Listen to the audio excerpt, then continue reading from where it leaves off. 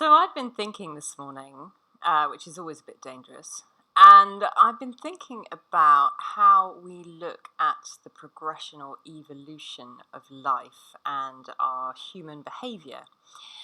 And it got me thinking about Maslow's hierarchy of needs, and I'm showing it here. And this is an image that I've quickly stolen from the internet. And Abraham Maslow published this theorem in 1943 in a theory of human motivation. And the idea is that it sort of describes stages of growth in human beings. And then it really goes on to say that, in order for us to move into the consideration of stage two here would be safety needs, security of the body, employment, health, property, etc., etc., then actually we have to have our physiological needs in place. And this aligns with so much psychology teaching. And if you think about the physiological needs, really, that relates to our survival instinct. And then obviously once we've got our safety needs in place, then we can progress and look at our belonging needs, which is how we relate to friends, family, groups, society, etc., how we manage love. At which point, when that's in place, we grow into the consideration of our esteem, self-esteem. And beyond that, we can look at achieving our potential. And I was thinking, well, does it really happen like that? And maybe it does. Or maybe we've just been taught that this is the way it happens and we've accepted it without question.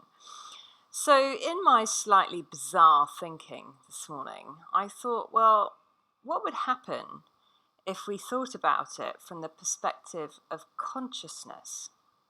So let's imagine for a moment that consciousness is infinite and eternal. It is not bound by time. So let's say we turn this triangle upside down and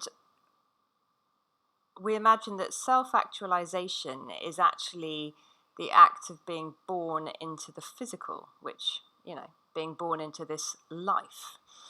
And it happens, and we pretty much start with that. We actualize into our physical selves. And then from there, we might grow into considerations of self-esteem, realizing our uniqueness, accepting connection to other people and yet separation to other people. And if you think about it, these are all things that we deal with in the first 10 years of our lives. I mean, initially we imagine that we are totally connected to our mother or to our parents, and then later on, when we go to kindergarten or school, we realize that we are separate and we struggle with who's the authority. And then once we've got that in place, we actually start to consider our belonging, which is perhaps finding our place in the world, finding our people, the people we want to connect with in the physical world, search of our life purpose, or dharma as it's sometimes called. And then, what if once we feel quite settled on the concept of belonging, we actually start to look at safety needs? So mastering the concepts of lack or abundance and considering the universal laws and understanding that we are in fact connected to everything. And even though you may think, well, clearly this is upside down, actually think about when you start to really wrestle with the concepts of life purpose or the concepts of abundance, and it's a lot later in life, isn't it?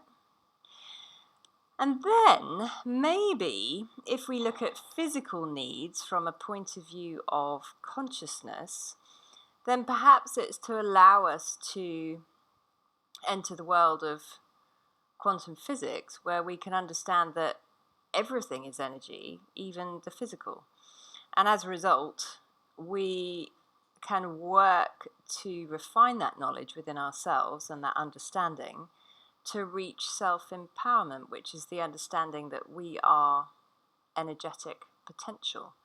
We are life in motion. We are effectively fully actualized when we understand that we are just part of the flow of energy operating in the universe.